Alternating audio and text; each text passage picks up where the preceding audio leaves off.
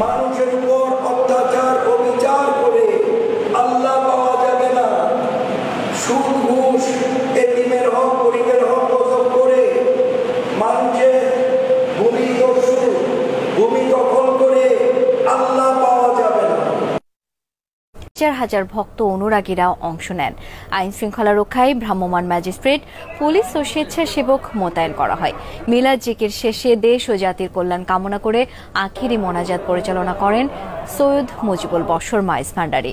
আল্লাহর নৈকট্য লাভে কোরআন সুন্নাহ বহির্ভূত কাজ থেকে বিরত থাকা এবং হারাম ও মন্দ কাজ থেকে দূরে থাকার আহ্বান জানান তিনি। এ সময় মাদ্রাসার অধ্যক্ষ আলেম ওলামারা উপস্থিত ছিলেন। মানুষের উপর অত্যাচার অবিচার করে আল্লাহ পাওয়া যাবে না। সুদ ঘুষ এতিমের হক গরিবের হক গজব করে মানুষের ভূমি দস্যু ভূমি দখল করে আল্লাহ